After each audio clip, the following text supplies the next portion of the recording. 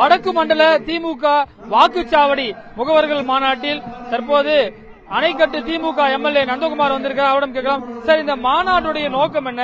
வடக்கு பகுதியில் திமுகவிற்கான செல்வாக்கு எப்படி இருக்கிறது? வடக்கு மண்டலமானது என்றைக்கும் திராவிட முன்னேற்ற கழகத்தின் கோட்டை. இன்றைக்கு தேர்தல் நெருங்கக்கூடிய வேளையில மாண்புமிகு தமிழ்நாடு முதலமைச்சர் வடக்கு மண்டலத்தினுடைய BLA 2 BLC BDA கூட்டத்தை இங்கே சிறப்பாக கூட்டியிருக்கின்றார். எங்களுடைய வடக்கு மண்டலத்தினுடைய பொறுப்பாளர் அண்ணன் ஏவா வேலு அவர்கள் 1,45,000 பேர் அமரக்கூடிய வகையில் ஒவ்வொரு தொகுதிக்கும் ஒவ்வொரு பாக்ஸை உருவாக்கி இன்றைக்கு மிகச் சிறப்பாக இந்த கூட்டம் நடைபெற இருக்கின்றது. வடக்கு மண்டலத்தில் BL2 BLC நிர்வாகிகள் எப்படி பணியாற்ற வேண்டும் என்பதை குறிக்கக்கூடிய வகையில் இந்த கூட்டம்.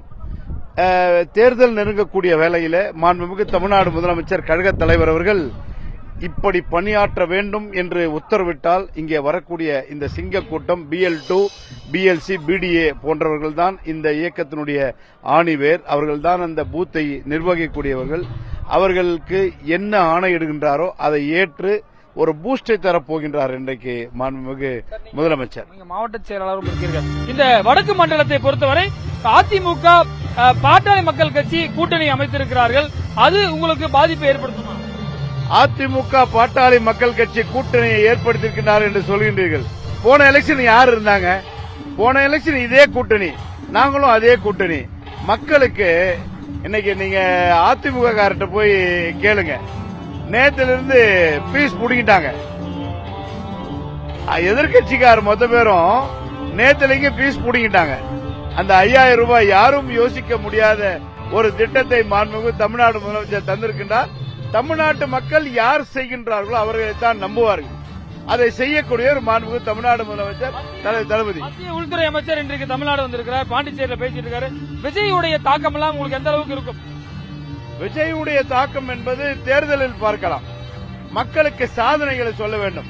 நீங்கள் குறிப்பாக நடிகர் சிரஞ்சீவி அவர்கள் திருப்பதியை குலுக்கக்கூடிய அளவில் திருப்பதியிலே மிகப்பெரிய லட்சக்கணக்கான பேர் கூடினார்கள்.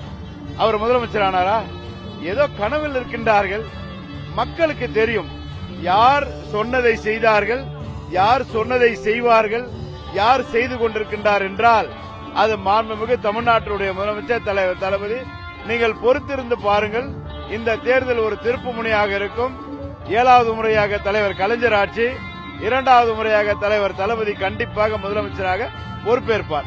பெண்கள் ஆதரவு பத்தி சொன்னீங்க. இளைஞர்கள் ஆதரவு உங்களுக்கு இருக்கிறதா?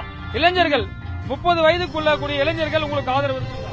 இல்ல, சினிமா என்கின்ற ஒரு மோகம் இருக்கும், இல்லை என்று சொல்லவில்லை. ஆனால் சிந்தித்து வாக்களிப்பார்கள். இளைஞர்கள் எங்க பக்கம் இளைஞர் இல்லையா? எங்களுடைய இளைஞரணி செயலாளர் மாண்புமிகு தமிழ்நாட்டினுடைய துணை முதலமைச்சர் இப்போ லட்சக்கணக்கான இளைஞர்களை வைத்து ஒரு கூட்டத்தை நடத்தி கொண்டிருக்கின்றோம். அந்த இளைஞர்கள் யார்? அந்த இளைஞர்கள் யார்? அவர்கள் திமுகவை சேர்ந்த இளைஞர்கள். ஆகவே இளைஞர்கள் எல்லாம் ஒரு பக்கம் என்பது ஒரு மாயை. இந்த தேர்தலிலே இளைஞர்கள் யார் பக்கம் இருக்கின்றார்கள், பெரியவர்கள் யார் பக்கம் இருக்கின்றார்கள், மகளிர் யார் பக்கம் இருக்கின்றார் என்பதை நீங்கள் பார்ப்பீர்கள். பல்வேறு விஷயங்கள் குறித்து விரிவாக நம்மிடம் பகிர்ந்திருக்கிறார் புதிய தலைமுறைக்காக ஒளிப்பதிவாளர் விஜயுடன் ரமேஷ்.